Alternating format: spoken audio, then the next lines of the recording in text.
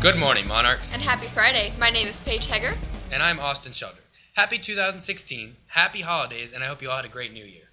And with a new year comes new changes. You got that right, especially with the integration of our media studies student segments into our weekly and or bi-weekly shows. Really? Already? You got that right. But before we get into that, Paige, did you have any New Year's resolutions? Yeah, actually, I want to spend a lot less money this year. How about you? Well, I actually made a segment about my New Year's resolutions. Do you want to see? I mean, sure. 10, 9, 8, 7, 6, 5, 4, 3, 2. Hi there, Monarchs. My name is Austin Sheldering, and today I'm going to be telling you about some of my New Year's resolutions. Okay, so I may have lied. I'm actually here to talk about your guys' resolutions and why they upset me. So let's get right into it. And if you're still not quite following me, we'll just go take a look. Don't worry. Here, we see a woman whose New Year's resolution was most likely to better her life with fitness. We can also see here, with this man, spending his time in the gym rather than eating sweets on the couch, much like this man, who will most likely be yelled at by his wife for not helping cleaning up the apartment after their expensive New Year's party. Alrighty, Monarchs, that's about all the time they'll let me harp at you. Why don't we take it back to myself and Paige, and we'll get this show on the road. So, what did you think? Well, I was kind of confused about how you changed clothes so quickly and how you didn't even talk about your New Year's resolution. Okay, why don't we just get into... The real show!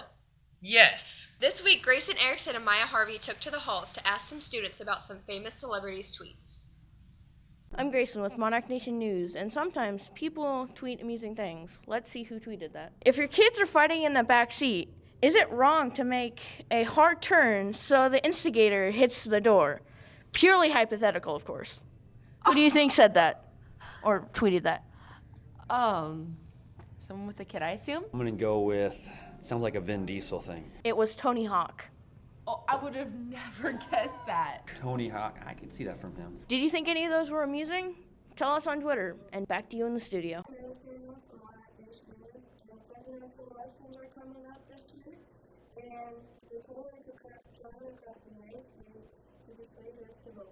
And what do you feel as her, as a candidate?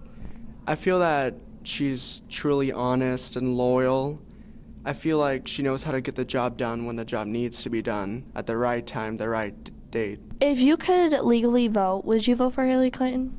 Oh yeah, definitely. I would vote for Hillary Clinton right at the spot. And do you believe she will win the 2016 election? I do think she will win. And that's a wrap. Back to you in the studio. Wow, it's really cool to see all these great leaders in Omaha making history. And speaking of history, do you know what holiday it is on Monday? Martin Luther King Jr. Day. And speaking of Martin Luther King Jr. Day, why don't we take it over to David Scholl, who has the full story.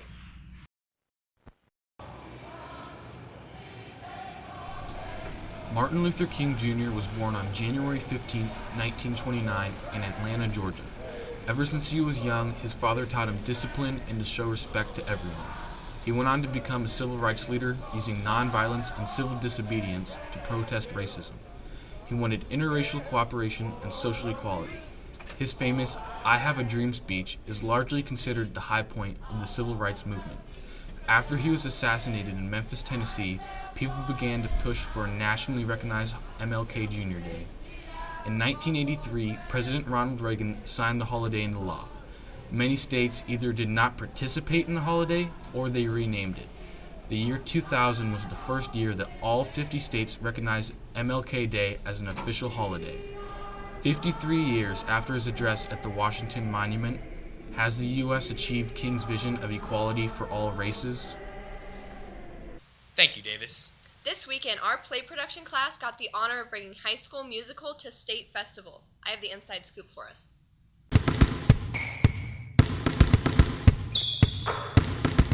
This past weekend, over 20 members of our PLHS drama department traveled to Lincoln, Nebraska to perform their winter play production show, High School Musical, a combined show with Papillion La Vista South's play production. Mrs. Grosso and South Director Mr. Nienhauser had planned on this show going very well. Last January, Mr. Nienhauser and I knew that for our collaborative show, we wanted to take a show to state convention, and we put in to have the Friday night slot because we thought we could put together a nice big show that would be fun for Friday night. So we decided to try something with a popular name, and since we were pretty much sold out, Lions to the door, I think it was effective. Any cast member can agree that the atmosphere of performing in front of over 500 theater students was an amazing experience. Okay, well, the audience during the show was like fantastic. They like got so into it and they were like cheering and clapping and dancing.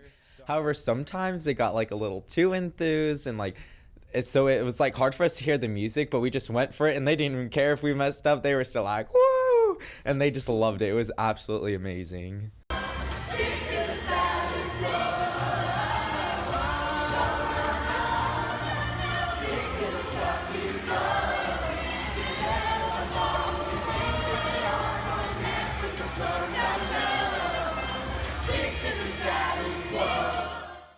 Sometime in the next few weeks, the cast and crew of High School Musical will find out if they qualify to go back to nationals this summer. I think it would be a really fun experience just because the crowds would be huge, like even more like audience members just like going crazy, and plus it'd be something to experience. Good luck to all in participation with High School Musical. Now back to the studio. And now for a little transition into the part of the show we've all been waiting for, sports! We're going to take it over to Zach Bailey to do some trivia about our basketball team this year. Hi, I'm Zach Bailey with Monarch Nation News. I'm here to interview some students about our Monarch basketball team today. Let's take the inside look.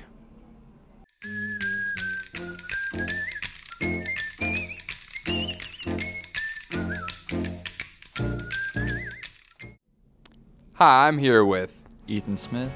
Nice to meet you, Ethan, and I got some questions for you. Can you name the Monarch basketball's team record? 8-1 right now. Impressive, that's correct. Can you name the boys basketball team record as of this point? I don't know. Haven't they only lost one game? That's right. Can you name 3 seniors from the Monarch basketball team? Chad Lechtenberg, Kyle Mackinson, and Zerker. Zerker. Johnny Zerker. There we go. Count it. Oh my god, I don't know. Chad and Johnny Zerker and I don't know, I'm drawing a blank. Yes, Nate Frankman, Chad Lechtenberg, and Johnny Zerker. There we go. Got another question for you, Ethan. When was the last year the Monarchs won a state championship in basketball? I don't remember one, actually. Would you like to give it a guess? Never?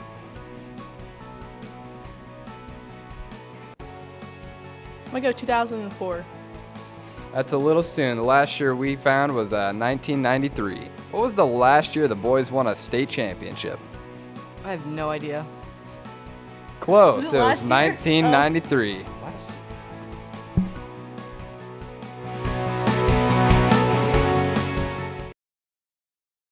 So, Austin, how many of those questions did you know? I knew them all, thank you. Why don't we just take it over to Travis and find out how swimmingly our swimmers' season is going this year? Hey Monarch Nation, we have a very important swimming season update. As of now, the boys are 3-1, with 14 more meets remaining in their season. The girls are 2-2, with 14 meets remaining in their season also.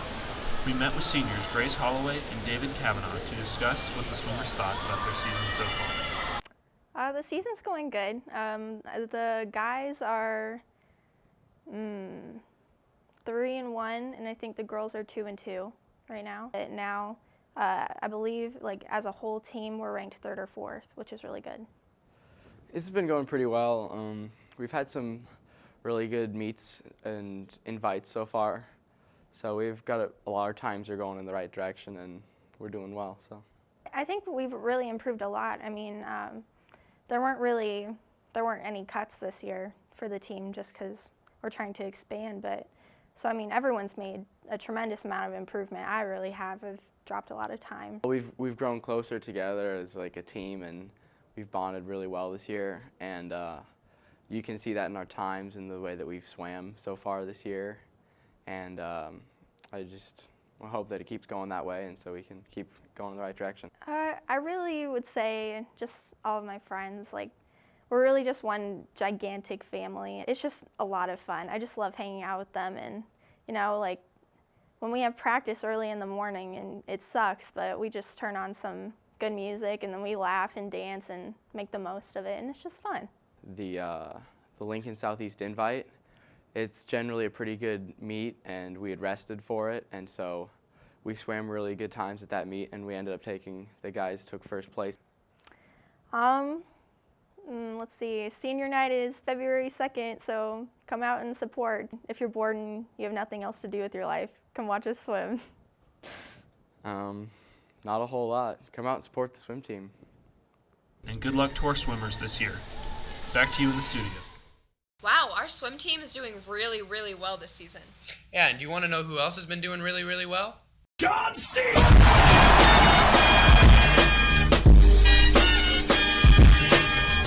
Just kidding. Why don't we take it over to Brandon Sessler and find out how our wrestlers are holding up this year? The Papillion La Vista men's wrestling team is off to a pretty good start this season. Ethan Fitzler, Creighton Bogman, Austin McDonald, Ben Hallett, and many more have been the keys to success, all having a 6.0 win ratio or higher. Their next match is a Metro duel on January 15th, then the Metro tournament is the next day on the 16th. All right, well, Monarchs, thank you for bearing with us for show number 15. Make sure you follow us on Twitter. And check out our YouTube and Vine so you can stay up to date on everything happening here in Monarch Nation. And remember, stay classy.